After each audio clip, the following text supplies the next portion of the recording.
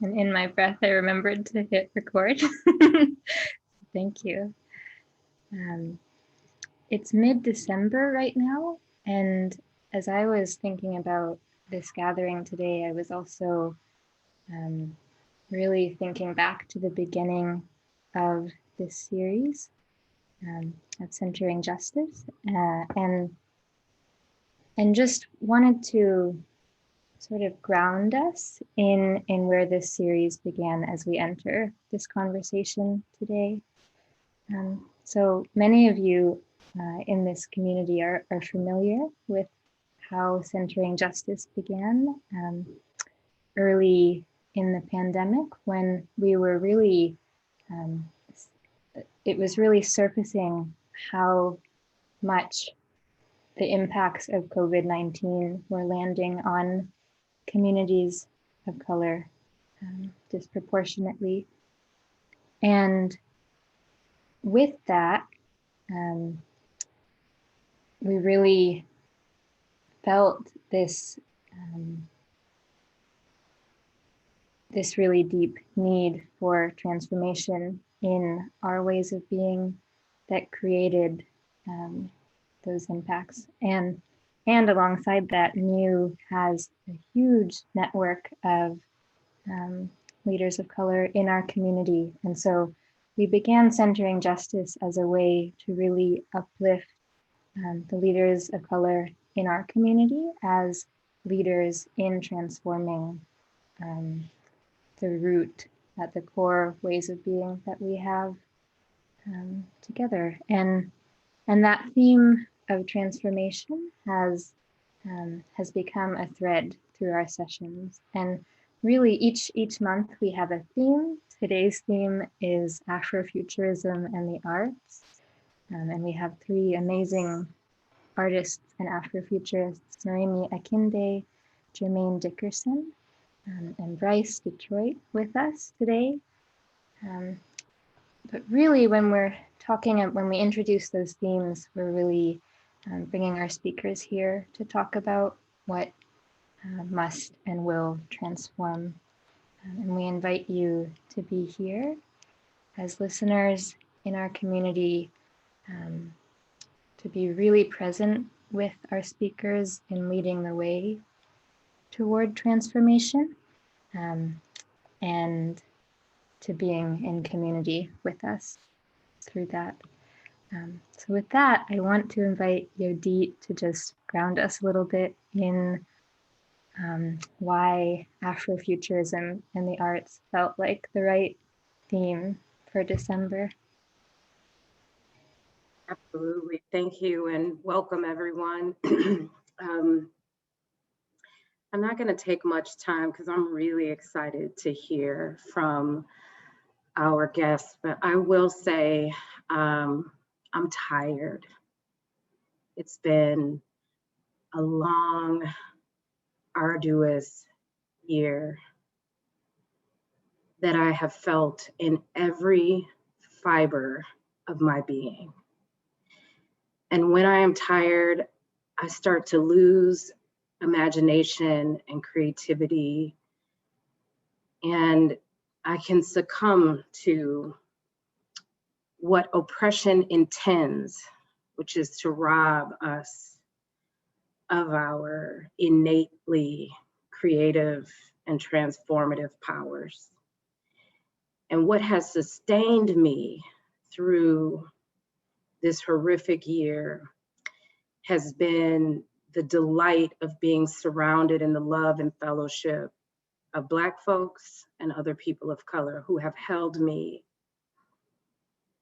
And when I think about the fact that we are actively hospicing injustice, racism, oppression, this way of being that has not served a single one of us, while simultaneously midwifing together a new way of being, holding that baby in our collective womb, nurturing it and feeding it. It is artists who have kept me close to God, who have kept me close to their hearts as I'm midwifing, as I'm holding those labor pains. It is the creative spirits and souls who are before you today who inspire me in my work. And when I was thinking about Afrofuturism in particular, one of the quotes I've been holding, which I put in the chat, is Octavia Butler's, "All that you touch, you change. All that you change changes you. And the only lasting truth is change, and that God is change." And every time we've been at our low in the history of this civilization, it has been the creatives, the artists, those who help teleport us into the future we want, that save us from ourselves. And so today I'm really delighted to cede any more time to the visionaries who have come, any more time I have, I want to cede to three of some of the most prolific people I've ever met in my life. Moremi specifically has nourished my family through a beloved West African vegetarian catering business, but not really catering. It's like so curated and magical. So Moremi's with us. Jermaine, when I said we had a vision for Champions for Change, and Jermaine, would you please come and visualize what that would look like? Jermaine gave us back an imagery of Black and brown people as superheroes in Washtenaw County, and I forever, Jermaine, will hold that. And when I went to the person I know who is the most versed on Afrofuturism, my friend Ingrid LaFleur, and said, "Could you come and be a part of this?" She said, "Oh no, you need to talk to Bryce Detroit, who's with us." So Bryce is a new friend of mine, but the brother has blown my brain wider just in the couple of weeks that we've gotten to know each other. So I want y'all to sit back, get those spirits and bellies and hearts open, because you are in for a delightful experience. And I am holding in this moment that we are together midwifing our new vision and preparing for the solstice and for the welcome of the new year. I'll turn it back to you, Ananya.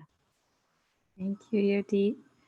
So with that beautiful introduction, we'd like to invite each of our speakers to just share what communities are you drawing upon as you enter this conversation. And we invite you to share that in the spirit of really wanting you to bring and be your whole selves in this space.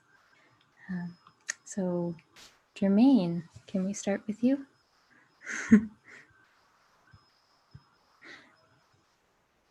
Sorry, it took me a second to get my microphone off mute. Of course, I'll be more than happy to go first.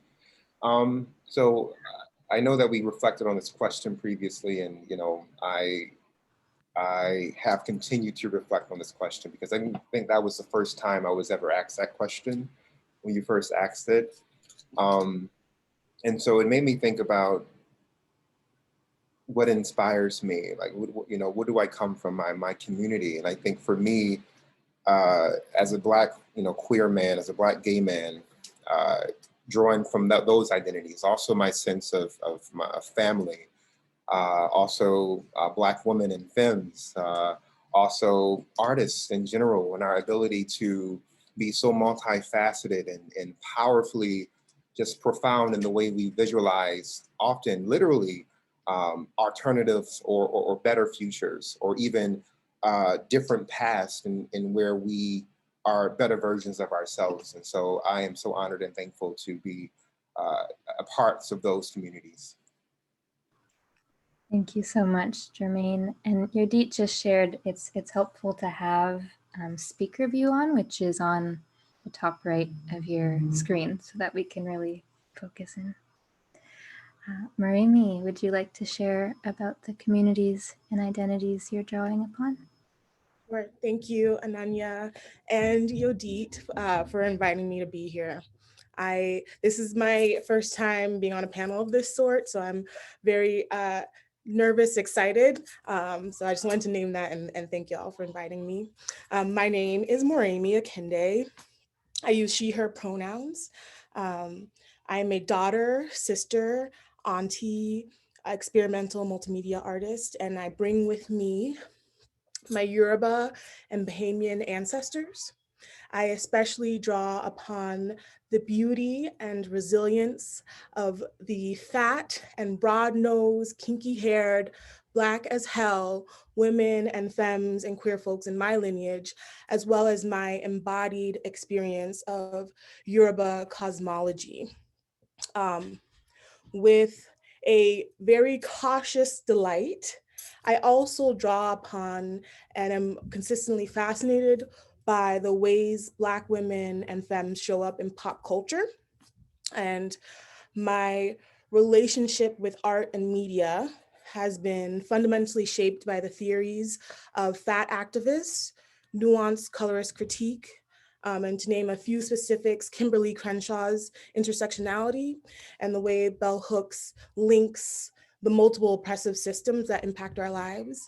And finally, I am ever inspired by Audre Lorde, specifically uses of the erotic and uses of anger. Moremi, we are ever inspired by you. Thank you. Bryce, we would love to invite you to introduce yourself. Peace. I am Bryce Detroit.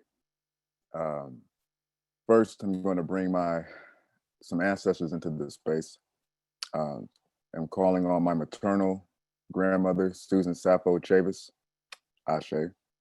My maternal grandfather, Alonzo Clemens Anderson, Ashe. My paternal grandfather, Wilbert Franklin Small Sr., Ashe. And my paternal grandmother, Mildred Willoughby Small, Ashe, Ashe, Asheo.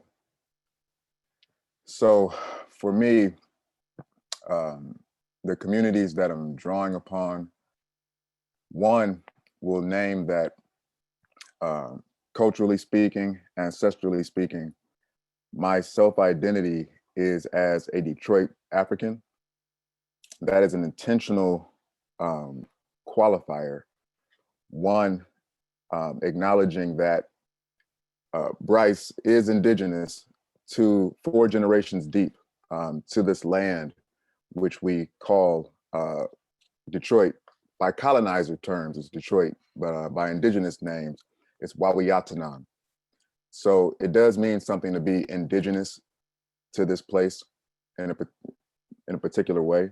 And then also the African part is an intentional acknowledgement that Bryce is a member of a multi-million year old continuum of diasporic African ancestors, and that my narrative, my ancestry, my legacy reaches way further, much further than the recent 500 years, and it starts much, much further than this place that we call America.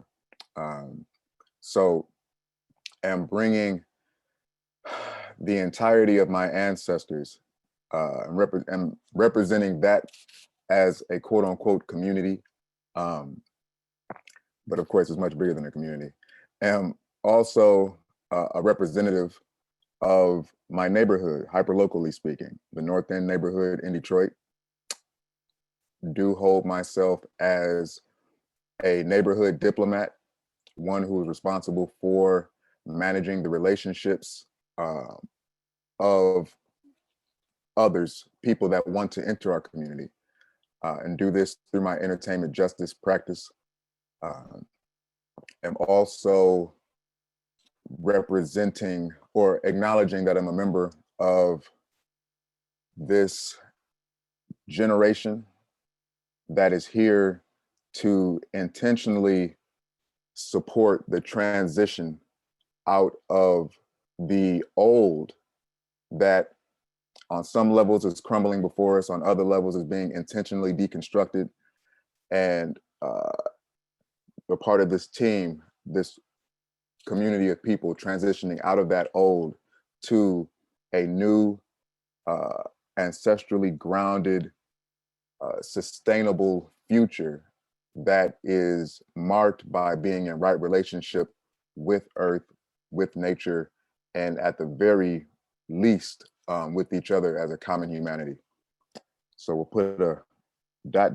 or a period there for right now. Thank you so much, Bryce. And that's a wonderful transition into the core of this conversation, which is to really ask each of you as artists and Afrofuturists, what are you learning that must and will transform us as we center justice now and into the future? And I think we'll start with Moremi for this one. Did you say no? Oh, okay, sure. Okay, so I want to gain entry into this question with an anecdote about how I was raised. So I was raised as a Yoruba priestess, and that meant attending a lot of bimbes, ancestral drummings, doing a lot of chanting to the ancestors and the Orisha. And so that's some of my first memories. I am also at the same time, I was also at the same time very much a TV kid and spent a lot of time watching Jerry Springer and Maury, Disney Channel, Nickelodeon, VH1 Soul, and BET. And excuse if you hear any screaming in the background, there's a freedom school going on downstairs. So there was this one particular song that was very popular in the early 2000s by Lil Wayne called "A Milli." And early in that song, there's a lyric where he says, "tougher than Nigerian hair." And as a Nigerian person, I felt really excited and affirmed to see my hair texture represented as something positive. Later on in that same song, there's also a lyric where he says, "she's like a bitch with no ass, she ain't got shit." And so I love this song. I'd be rapping along, and every time we would get to that line, I would have this dizzying dissonance. And that same dissonance would happen when I would be watching the Maury show and see this parade of Black trans women inhabiting their femininity so beautifully, while at the same time understanding that they were the butt of the joke somehow. That same dissonance would come up for me when I would hear degrading lyrics, and seconds before that, hearing chants to Oya. That dissonance would come up when people would pit artists like Lauryn Hill and Lil' Kim against each other, while I enjoyed both of them. And so I've chosen to lean into that dissonance because there is something so potent in there. So I'm defining Afrofuturism simply as the acknowledgement and the consciousness that Black creation is inherently world-changing and futuristic. And through that practice of dissonance and the acknowledgement of that definition of Afrofuturism, a few things are clear to me. One is that there is no justice here. There is no justice under capitalism that's propagated off the idea that Black bodies can be and are commodities, and that one can own resources like land and water. The other thing that my practice teaches me is that to be made other is alienating. Black women's bodies have been made and are literally the center of cultural production, while at the same time tossed to the outermost limits of society. And in striving towards justice, it is imperative that we honor the perspectives of Black women. Also, by creating my own images and narratives that does that honoring, I am helping to redetermine realities. We are the stories we tell and consume. So to tie it back to my original anecdote, the dissonance that I was experiencing, that dysphoria, was caused by either or thinking, which is a tool of white supremacy. So creating art that is blurry is healing and liberatory for me. You, Moremi, Yodit, I see you nodding along and want to offer you a chance to respond.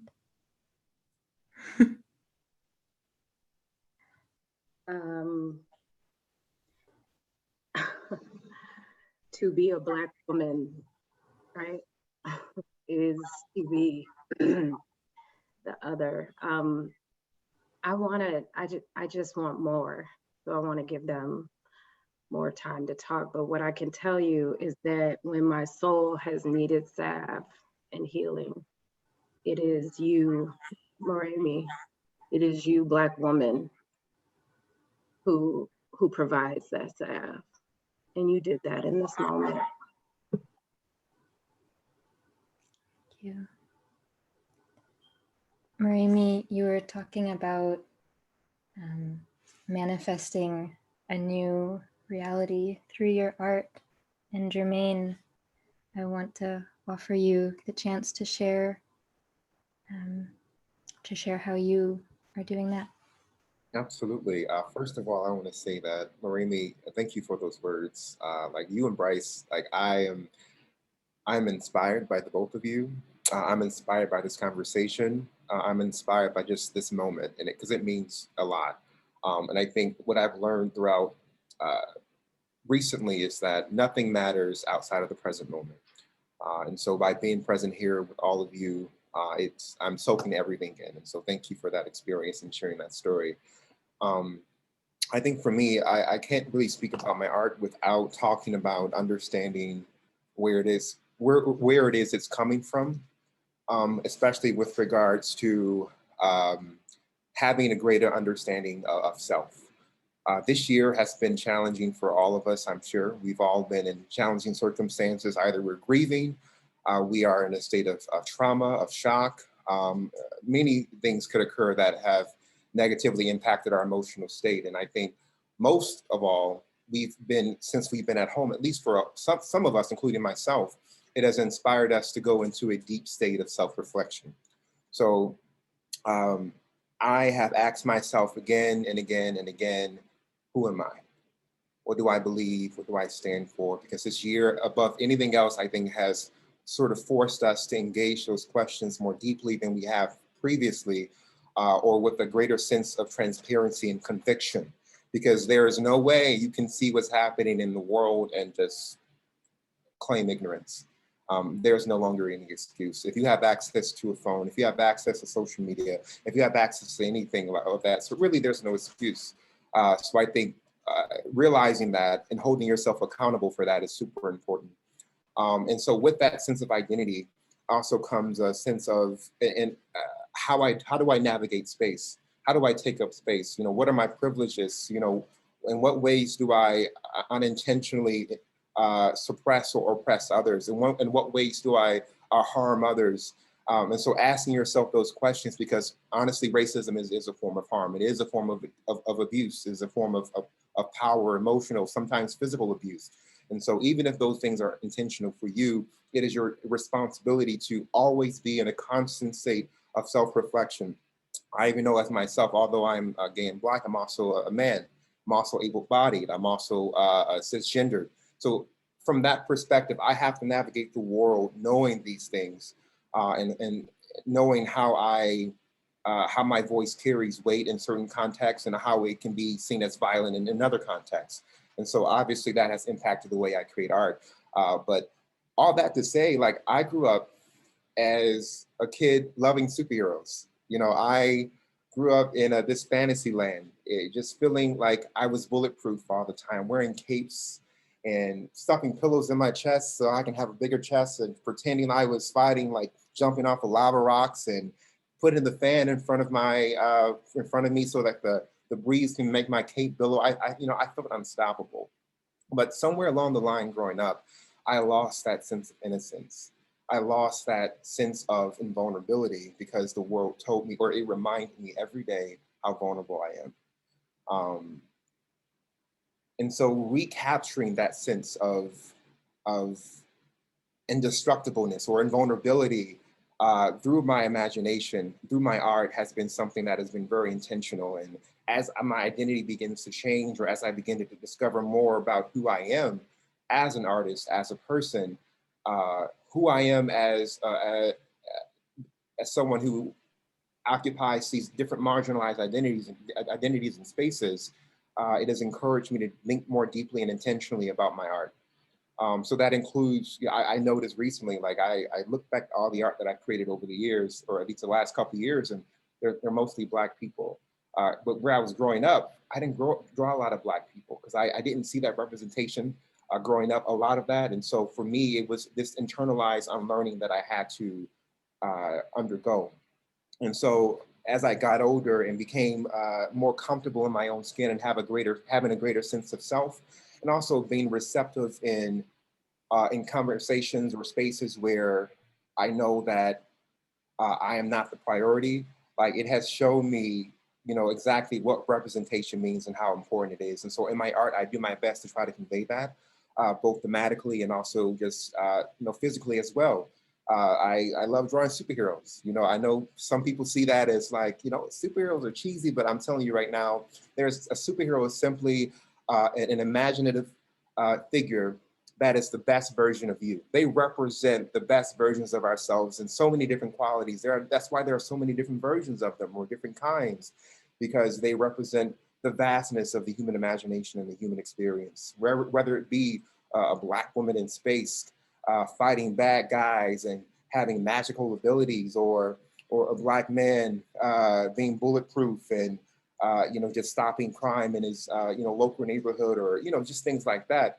I mean, there's great storytelling to be told with this, with that genre, like for me, and that's where I draw a lot of my inspiration from.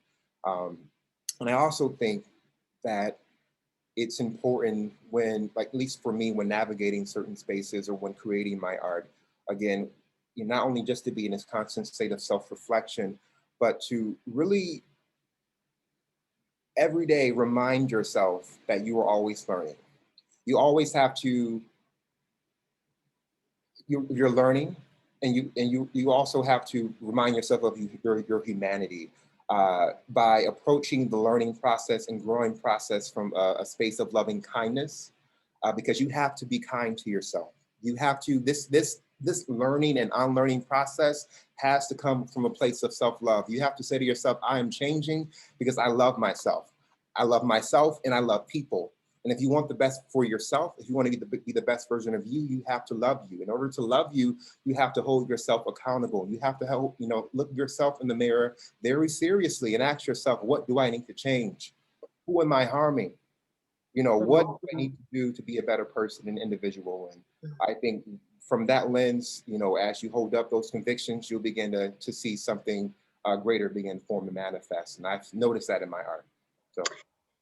Oh, wow. Jermaine, it's so ironic that you bring that up. I'm holding a lot of space these days for intercultural groups and dialogue, and there's a lot of pain, a lot of guilt, a lot of shame, a lot of legitimate like hurt and trauma. And I have found that my best work doesn't come when I'm in that place, right? And you talked about your own personal transformation, and even you shared when we were leading up to this about how transformational music was for you. And when you were describing that, I was feeling in my body, I actually got a little choked up as you were talking, because music has that effect for me as well. where it moves me at a spiritual level, right? And it reminds me, as you did when we were planning, that I'm connected to this body, right? Where that, where harm and trauma and frankly, white body supremacy live as well, right? And so when we're talking about transformation, you invite us, which I so appreciate, to think about our own transformation, you know, our own personal transformation, our own personal healing.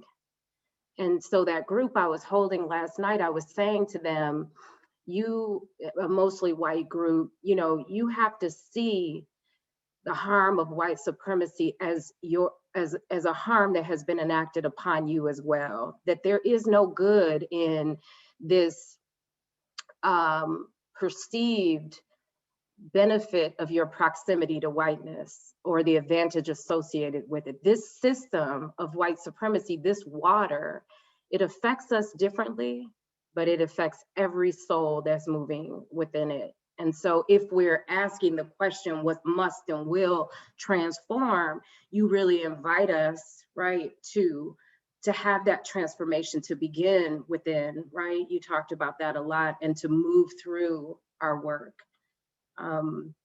which is a gift. I want to make sure I heard that right before we bring Bryce in. I want to, before I speak to that point about music real quickly, because I think, yeah, that was a point that I should mention, because that is a big part of my life. I know I'm an artist, an illustrator and graphic designer, technically right now, but I've always been an all-around artist my entire life, beginning as an art, like a fine artist, but also as a performing artist too, with music and eventually dance and singing. So I've had the chance to experience art in all its multiple facets. I performed for piano to percussion to saxophone. I've tried everything, and I just to find my voice. And what I've learned is that for me, when I discovered movement, my life changed, because there are even videos of me. I didn't tell this in our earlier sessions, but my mom would always play these videos of me when I was 2 years old or 3 years old, in my little onesie. She would have gospel music playing in the background, and I would be directing the choir, moving my hands, dancing, moving around. And when I reflect on when I was like maybe around 10, I would always be dancing in the mirror to Janet Jackson, you know, pretending I was like in front of a crowd of people performing. And then later on in my teenage years, you know, I'm honestly having this epiphany as I'm talking to you now, realizing that it's all connected. In my teenage years, where to escape my depression and then sense of loneliness, I danced too. When I danced, when I moved, my spirit sung. It was a warming, inviting experience, because I had absolute agency in that space. I had absolute control in that space, that I could imagine anything in that space, and my body could do whatever I commanded it to do, because it was mine.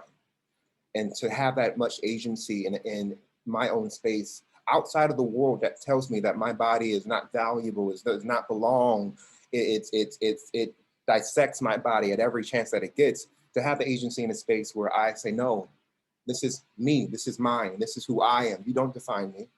And it still is a beautiful experience when I get a chance to dance. So, yeah. Thank you, Jermaine. You reminded me we had planned to have a little 1-minute chair dance party in this session. Are we gonna do that right now? Right now? Okay, we'll wait. I'm feeling, y'all get ready. We're having a 1-minute dance party at some point.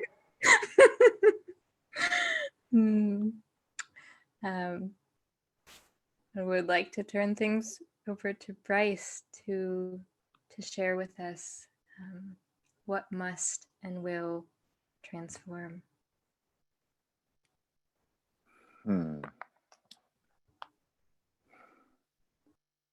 We have responded to this question a number of times already. My answer, the core of it stays the same, yet the way to articulate it, especially in context, only having a few minutes, is where we are right now. So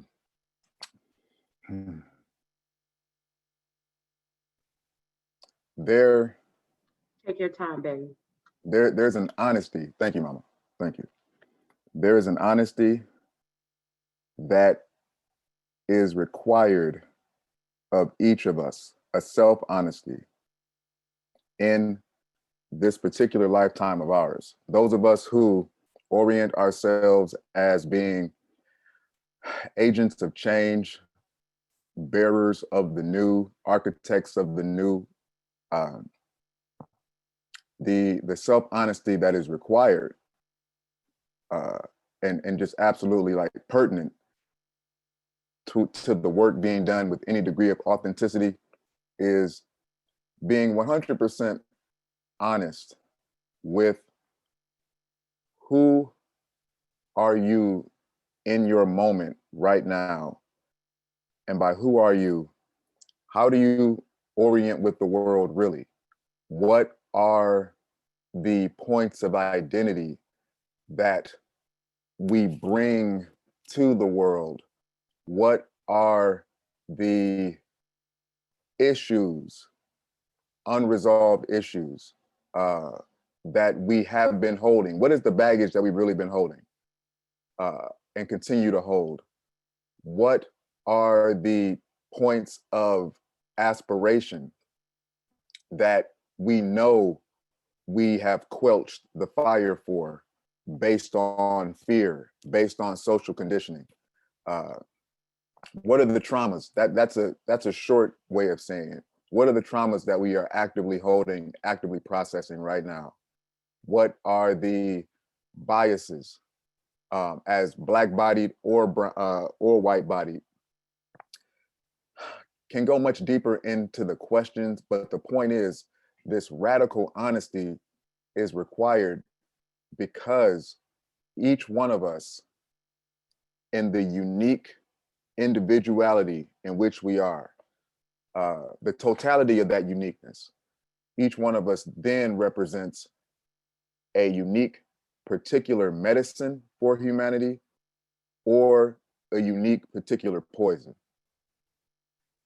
It is in the diligence to self-define and to name these aspects of ourselves that make up the whole, and then the whole. It is in that diligence that allows us to be even more intentional about the way that we architect or engineer our own point of service to humanity. It is in being clear and honest about the traumas. And by honest, I don't mean you gotta fucking tell everybody. You know what I mean? You gotta tell everybody your business. But it does mean putting, you know what I mean? Because sometimes when we like honesty, then folks think that means you have to divulge everything and just be raw and naked. Nope, nope. Unless your gut is telling you that's a part of your work. Being honest about what the gut is telling us. Yeah. Being honest, the trauma piece, being honest about the traumas is important, is necessary, is vital, because those of us who orient as wanting to be or striving to be in service to humanity, when we show up as a complete thing, as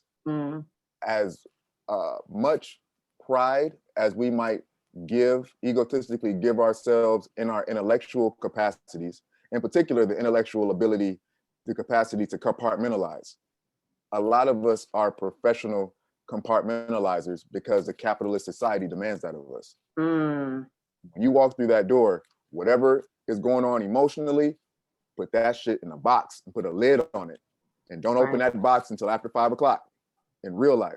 And then even on gender levels, even on cultural, ethnic levels, for Black body peoples, we know that too well. You walk through the door, you just cross this threshold, put all of that African, put all of that quote unquote Black, you put that in the box. And then the only thing that is permissible in this space is the assimilated version that aligns with our sensibilities and makes us comfortable. But the point is, it's in being in close proximity and contact with those things that allow us, with those traumas that allow us to be aware of what harm are we potentially bringing to a space if unchecked. Guys, talk a little bit about, because one of the things you shared that was expansive for me is how positive images grounded in, so when we think about like sort of, I love how you talk about us being boxed into, all of us, right? Being boxed into or having to compartmentalize. I think we also operate in really, like linear narrative. And one of the things that you were talking about was how we might transform ourselves by cultivating points of self-identity that are rooted in our ancestry. You talked about how, those positive images can really decolonize narrative and story here about folks, and how storytellers and drummers and artists were really part of an elite, an echelon, an upper echelon, highly regarded. I'd love for you, as we're thinking about what must and will transform, what about how we're bringing, particularly as people of color, but really all human people, how the spiritual function of arts and entertainment. I thought so that was fascinating.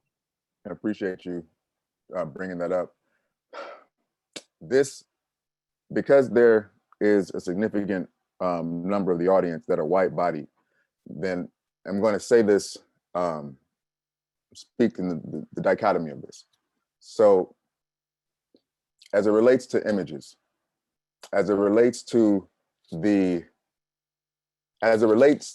one's ability to self-actualize based on their own determination and their own sense of agency, there's a peculiar circumstance for the diasporic African where there is an entire social order, socio-political, economic order and infrastructure that serves to reinforce a particular myopic, tragic narrative of our people.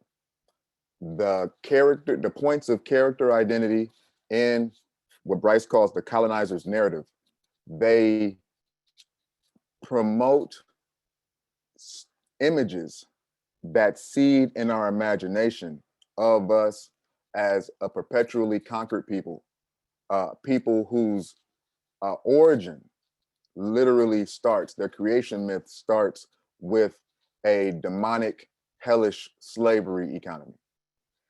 In that particular scenario, because our people are starting off in society with this negative imagery, inundated in this negative imagery, then a part of our solution looks like intentionally projecting and promoting self-images that reflect positive points of ancestrally rooted self-identity and lifestyle. It is these images that become the script for when our imagination is thinking about, how might I respond in this situation? How might I respond to this situation? Well, it's these images that become the script, and then we imagine ourselves responding in that particular way, either to a person or to our environment or to a thought form. Imagining myself thinking about accomplishing a thing, and then imagining Bryce imagining himself accomplishing the thing. Like, it's that becomes a script, and that energy, the literal chemical energy, the chemicals on a biological standpoint that represent a thought, the hormones, that physical, visceral experience that we feel in our bodies, like that feeling, that is what powers the body into particular actions that go to build out or manifest that reality in the tangible world. Now, as it relates to the other end of this, that's for Black bodied peoples. We have white bodied peoples, folks of European ancestry. The images that you all have come into this world with, or that you all have been inundated with upon entering this world, they start with images of a remarkably destructive and warlike civilization, a civilization that orients as positive the rape, pillage, conquering, and genocide of ethnic populations of people over the last 3,000 years. That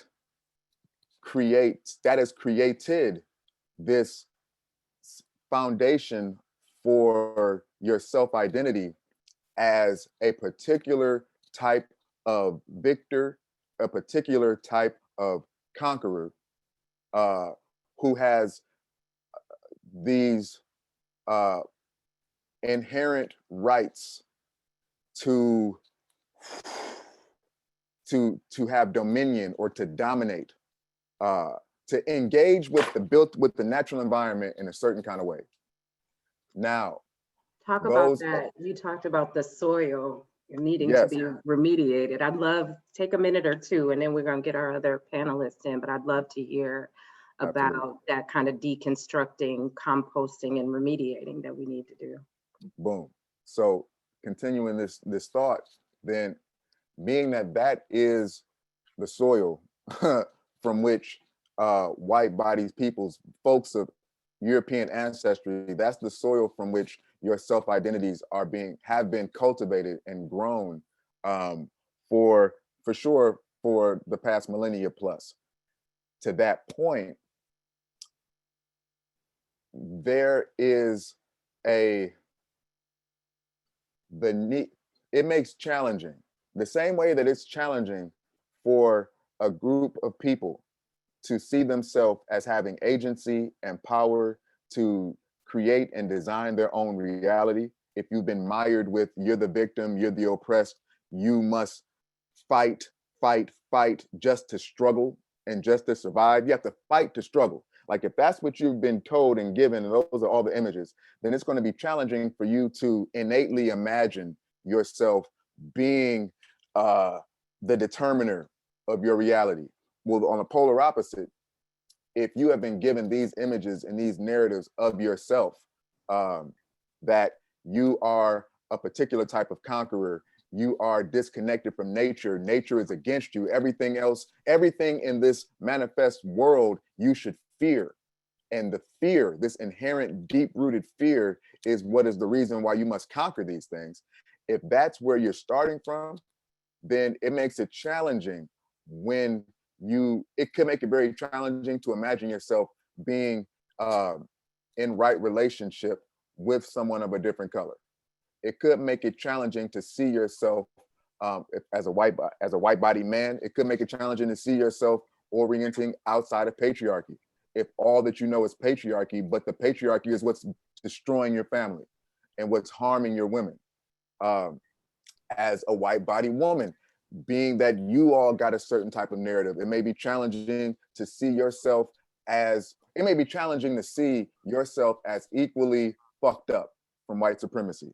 It may be challenging to see how the same erasure of ancestral connection has happened to those labeled Black and those labeled white, because there is no country called white and there is no nation called Black. So in doing so, we have these two groups of people that are disconnected from ancestry, which is natural, earth-based, organic genetics, that are disconnected from that, and in so disconnected with how to be in right relationship with themselves or each other. Yeah, thanks for that. Yeah. Thanks for that, brother. So with that image, I also want to, as we move toward the final part of this conversation, return to this theme of transformation and to what seeds we are planting for transformation, and what each of you as as artists and Afrofuturists envisions, what this conversation has evoked for you. And I'd like to invite Moremi and Jermaine to just share, what are the images, what are you visualizing through this conversation? Moremi, would you like to share?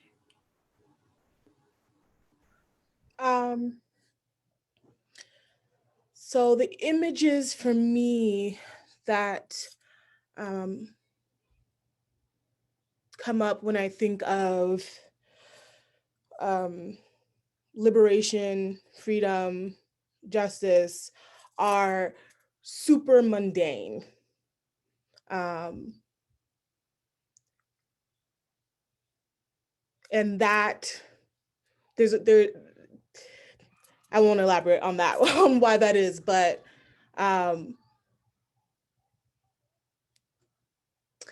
so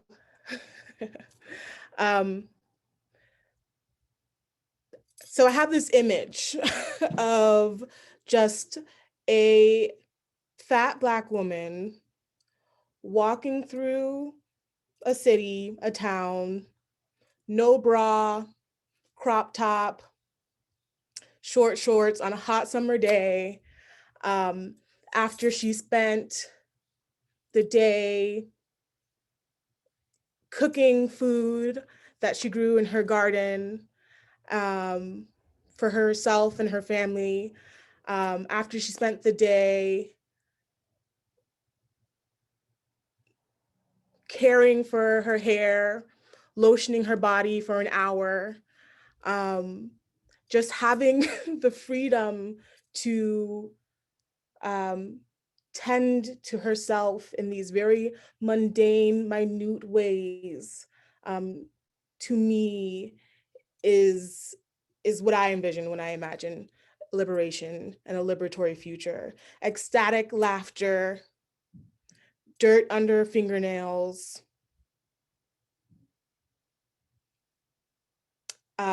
sensuality in everything that one does. So those are some of the images that come up for me. Thank you for that image. Go ahead, Jermaine. As I'm over here eating, I'm so sorry. I'm hungry. Goodness, haven't eaten breakfast yet. But I admit this is a very challenging question because sometimes it's hard to imagine a liberated future because I'm so present in the present that we have now, and I think what artists have struggled with or have been challenged by, specifically Black or BIPOC artists over the centuries or years, is how going through a consistent state of unlearning while imagining a liberated future. So it's like artists, we have to unlearn the conditioning and the future, the present that exists right now, and all of the barriers and biases and forms of oppression that are forced upon us for us to get to a space where we can feel liberated enough to imagine that better future. Also, I think sometimes it has to begin by us feeling worthy of that future. We have been conditioned, as a Black people to be told that we are not worthy of existing, of thriving. We've been told that we are only built as commodities, as we're disposable. We are just simple variables, as opposed to whole human beings. I mean, this conversation can even be applied to how we consume Black culture, and how we perceive Black bodies and things of that sort. But I think for me, to go back to the original question, I see, when I try to imagine it, I see everyone being the best version of themselves with an absolute awareness of their capacity to bring forth change in the world. And that is not some sort of toxic positivity thing, but that is a very clear awareness of their privilege, of the ways in which, as I spoke earlier, they navigate the world and oppress others. But and where everyone comes from a place of empathy, and a place of understanding and a place of listening, where mental health resources or healthcare is available for everyone, where art is thriving and is seen as relevant, where I don't have to walk across the street and I see a white woman come across or just down the street, and I have to fear that I have to go to the other side of the street out of fear that, or out of the idea that she might, you know, be in fear of her life, or even in many cases being the only Black body in certain spaces, like, you know, learning how to navigate through that. But you know, that in Liberated Future, I won't be the only person, or, you know, I won't be, or it's so deep and so difficult and challenging to imagine. But that's why when I have a pen and pencil, like I'm not, you know, I do the best I can with my words, but when I have a pen and pencil, I'm able to, it just, like, I'm a heavy dreamer. Like, I dream a lot. My dreams are very vivid. Like, I remember I had a dream one time, just to share with you very briefly, where I was at a bank, and the bank I was getting, I forgot, you know, I was getting some money, and the bank teller and I were having a conversation, and I was looking down, and the floor was flooding.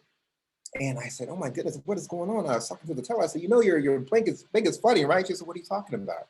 It's fine." I said, "No, it's not fine." And then the bank was, the water was rising and rising. Then behind me, the wall started to change, and out of nowhere, an orca, like a killer whale, busted through the wall with all these animals. And what originally was the parking lot outside of the bank turned into this vast ocean with a mountainscape like far beyond it. And then as all of this stuff is transforming around me, I am terrified. I'm like, what is happening right now? I don't want to get to my car. I want to leave. And so I go, there's a door nearby, and I rush towards the door, and I run out, and there's no more car. There's no more parking lot. And then all of a sudden I hear growling. There are wolves behind me, chasing me. And I have to go, and there's a boat ahead of me, and there's a river. And I see there's another strip of land on the other side of the river. So I've never, you know, it's been a year since I've been on a boat. So I did the best I can, got away from the wolves, and I made it to the other side of the land. And then I had to climb all the way up to this mountain. Then I woke up because the mountain collapsed. And like, those are the kinds of dreams that I have. And I think so deeply about how I navigate the world, and, you know, all those things. And like, that's the kind of reality that my mind is working with. And so I think another job of the artist is to convey our realities, which in a lot of ways are liberated realities in our minds, through our arts, so that we could expand what we perceive or how we define the current human experience.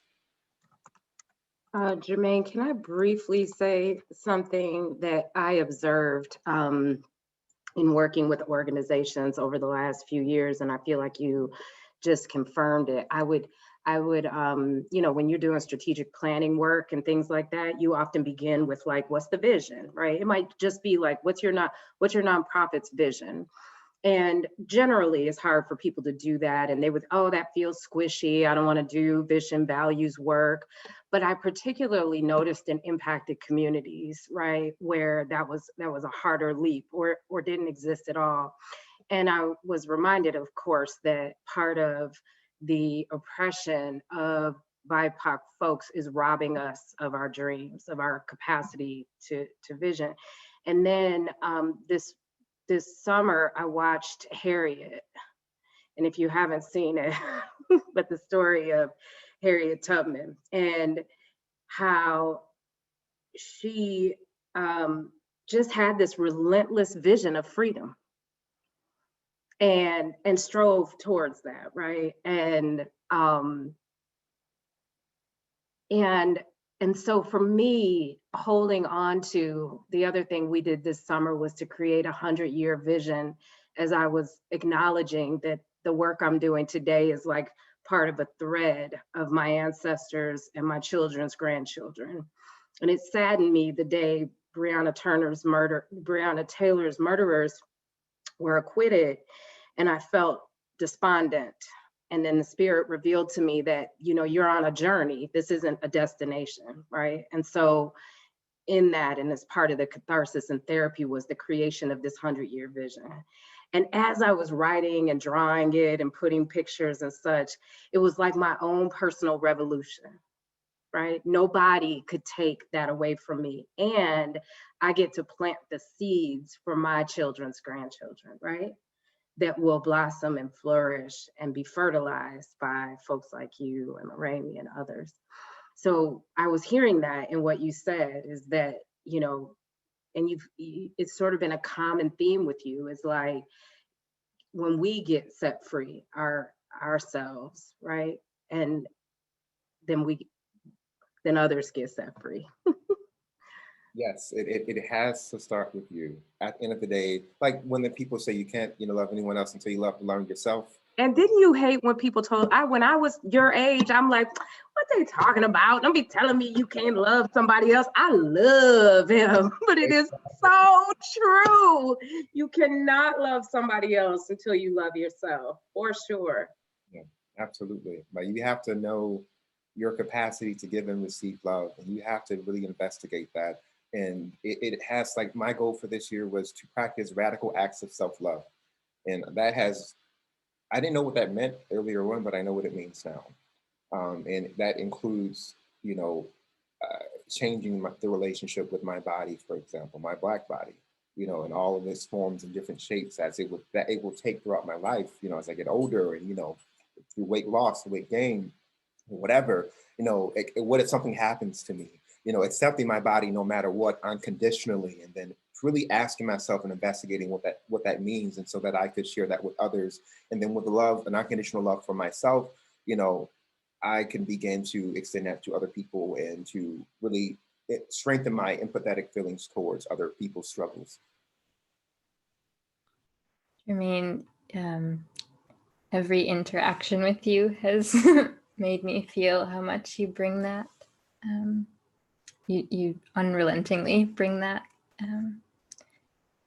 to us. So thank you. I think before we shift toward the final part of our conversation, which will center around demands, I would like to turn back to Bryce to just offer us some final images or visions or just reflections on what this conversation has evoked for you. Image-wise, so one image of the near future that we do hold in our minds as it relates to white body people is an image of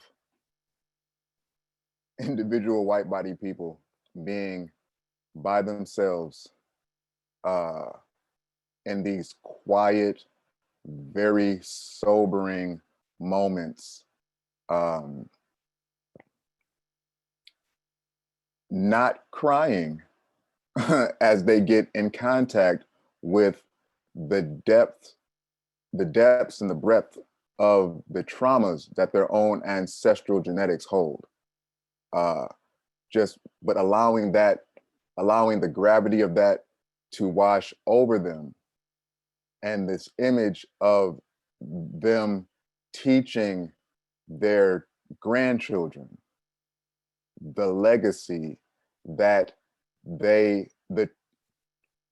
heinous and tragic legacy that does live in their blood, and what is their unique work as great-grandchildren and grandchildren and great-great-grandchildren, which is to hold that in such a way to where every behavior that comes out of those future generations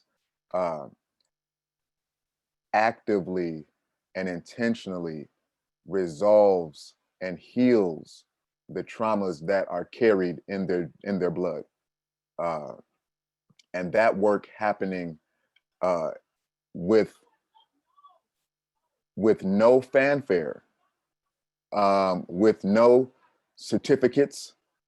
This is not diversity training. This is something else. This is the ancestral healing. So there are images of ancestral healing happening at scale amongst white-bodied people, and that being a driver for the correcting of particular issues that only people of European ancestry can address. So that's for sure one image. There is an image of Black-bodied peoples, for sure, an image where we are existing in neighborhoods, in societies that where the built environment is reflective of our own ancestry and cultural aesthetic values, as well as legacies. This future where the stories that the children of these future generations tell each other, that they hear from the elders, are, there was a time where people used to do this with the water, and people used to take from the earth like this, and people used to look at themselves in this way, and it'll be so unbelievable. Like, what? You mean to tell? Yes, there was a time many generations ago where people did things in ways that actively harmed themselves. And then the children are saying, well, grandmother and Baba and Mama, that sounds crazy. And like, yes, it does. And it was. But it was your ancestors who came to Earth on purpose, just like you all come to this Earth realm on purpose to do certain types of work and to be certain types of medicine. So yeah, those are some images that come to mind, and we can put another ... right there. Ooh, I love your beautiful mind.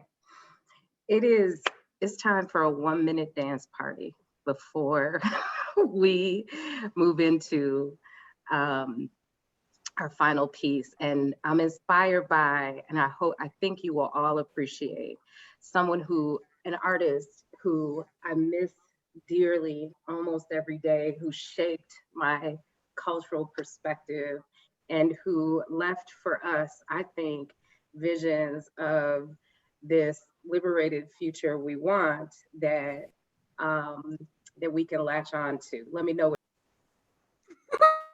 It stopped, Yoni. It's only playing for you. Can you share your sound again? No, I didn't. No, I didn't have that. Oh, that's terrible. Okay. Jamming though. Come on. Was jamming. Okay, wait. I hope. What's it called? The anticlimax. Let me see. Okay, y'all don't judge me for my screen. The only way I know how to do it now. Here we go. How did you know? You heard it? Okay, wait. Somebody hit it for you? No, I got it. Oh, yes!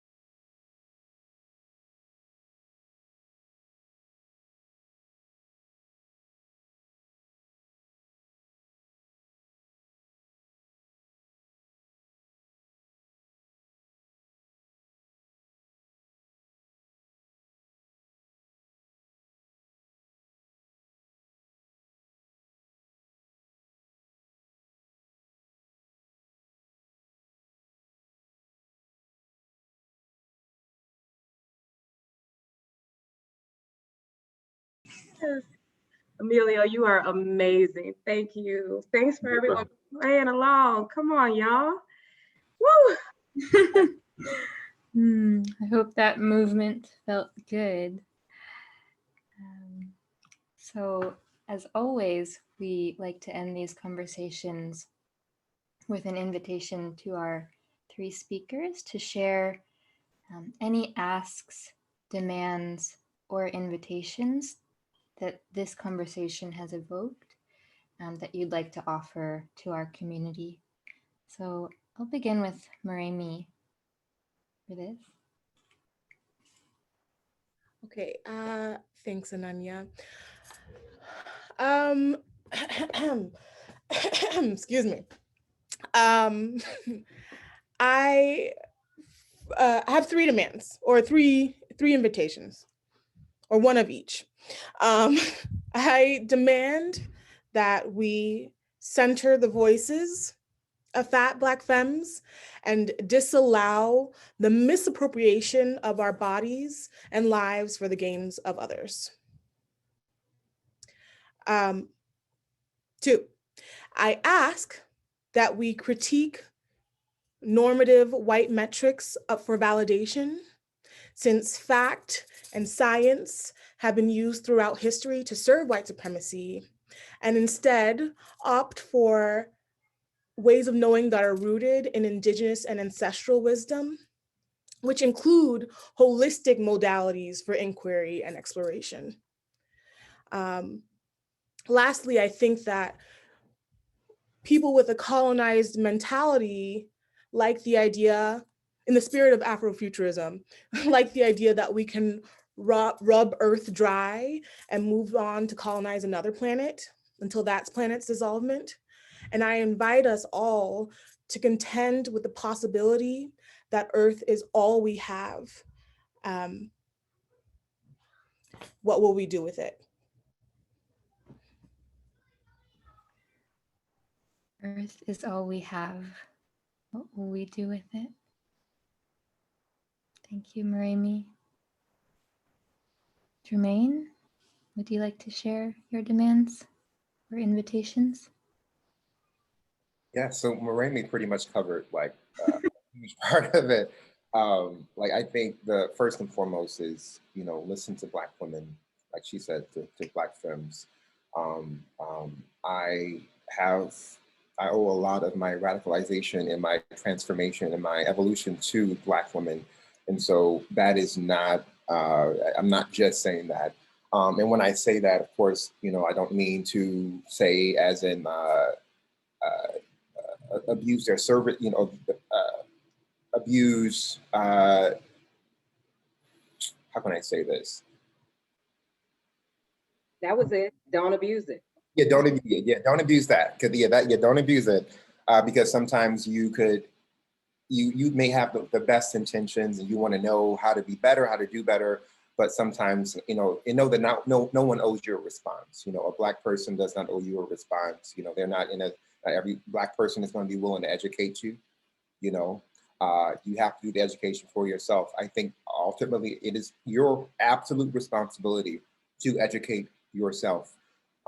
As you would educate yourself in the areas in which you are harmed or marginalized or oppressed, you should be as diligent in educating yourself in which the ways you do harm or marginalize or oppress others, to have a more holistic understanding of the human experience. Which brings me to my next demand, and that is to be in a constant state of critical self-reflection with an awareness of your privilege and the ways in which your body takes up space and navigates the world. So practice mindfulness every day. Meditate, you know, meditate on your identity, meditate on moments that were challenging for you. Maybe you encountered, you had an experience that challenged, where your privilege was challenged or that forced you to feel a little uncomfortable. Sit with that. Don't run away from it. Like those moments are super important because we tend to cower or run away from our demons, but I'm going to encourage you to get to know them, you know, because they're a part of you. And I think if you sit with them and understand where those are coming from, you might begin to unpack some things. And I would recommend you do that in therapy as well. You need to utilize your mental health resources and don't engage, don't rely on Black folk or people of color to do that for you. So yeah, so those are my main demands. Thank you, Jermaine. Yudi, did you want to jump in? I'm just over here snapping and clapping. Happy. Come on, Bryce, bring us home, brother. Well, for sure, one demand is that you just everything that Moremi and Jermaine said, that you look at that shit again, like write it down twice, demand that, because everything that they said is yes. There is a demand to make the distinction, hold the distinction between charity and service, acknowledging that charity is, on one level, it is self-centered, and it is only about doing a thing for one's own intrinsic egotistic value. Service is doing something to 100% benefit or support something or somebody outside of you. In order to be of service, service is based on supporting a particular need. The only way that you can know what that particular need is the active listening and the active direction following of those who are on the front line of that issue, period. One way to check if you're on some charity savior complex shit, or if you're actually being in service, and this speaks to Jermaine's point of how you're taking up space. Are the ideas that are coming out of my mouth, are they adding on to the vision, mission, or direction that Black-bodied peoples are giving me? Or are these ideas that are coming out of my mouth starting with me, period?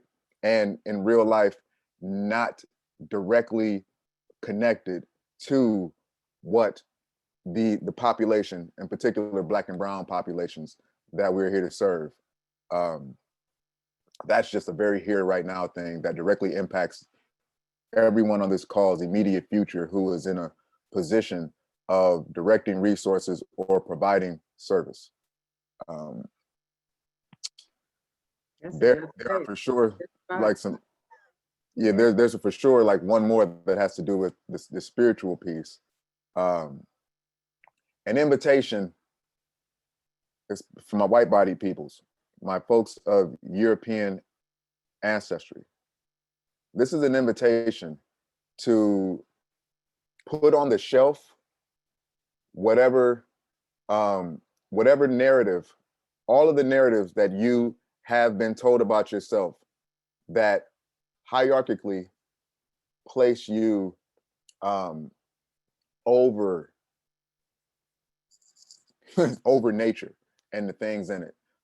An invitation to put that narrative on the shelf and to adopt a new narrative where the activity of your ancestors is actually defined as the poison, as the cancer, as the virus, as the plague that has affected humanity. From that point of narrative, then what does that make you based on how you are behaving and orienting with the world in your lifetime? Are you one who is perpetuating, continuing to disseminate the poison, the plague? Are you a host for more of the virus to spread through your own acquiescence and own acceptance of these false narratives? Or are you in your lifetime a point of medicine because you are actively rejecting all of the false narratives that you were told? You are actively pushing back, and in your work, in your identity, and then the subsequent behaviors, and then the manifest actions, actually bringing forth medicine that concretely propels justice forward on earth. So we'll leave it there.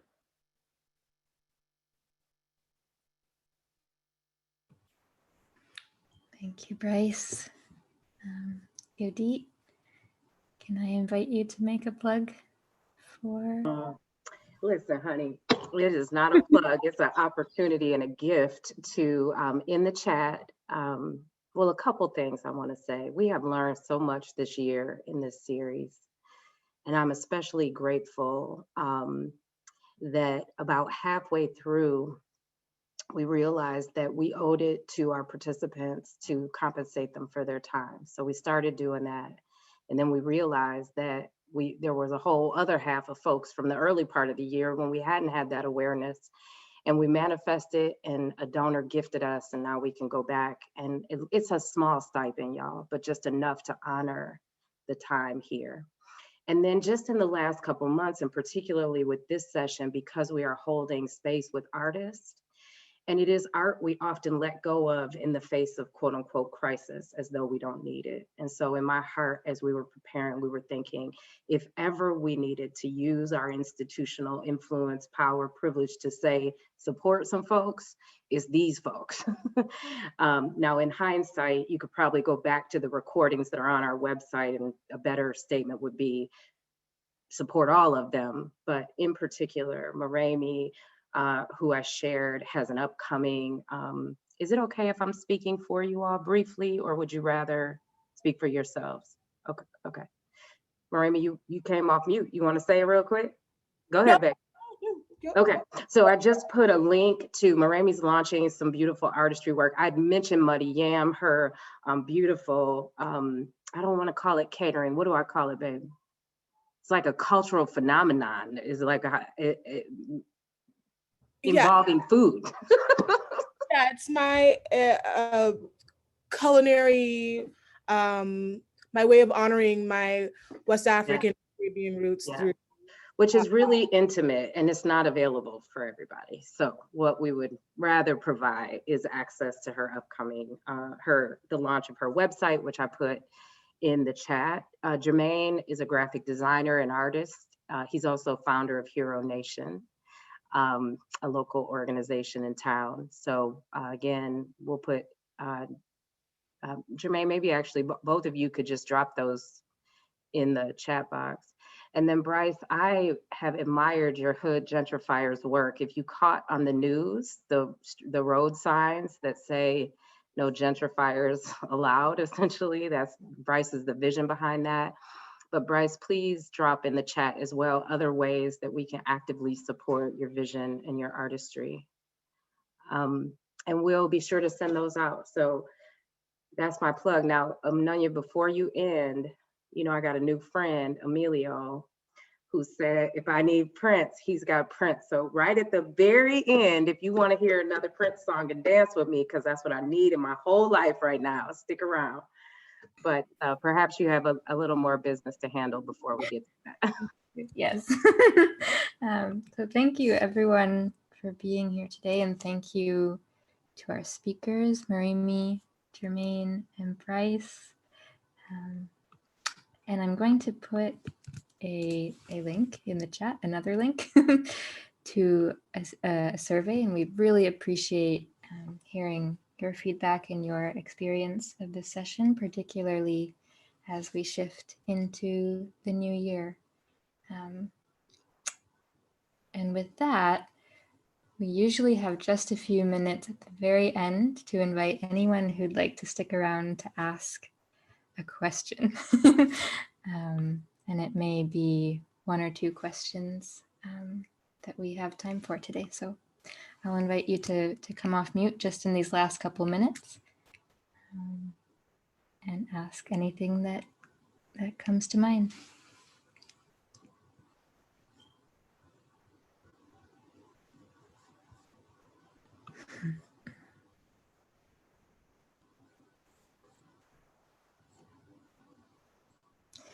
And if not, then we could just dance. Yes. Make a 3-minute dance. Look, we've been meeting and asking questions all damn year. Let's dance.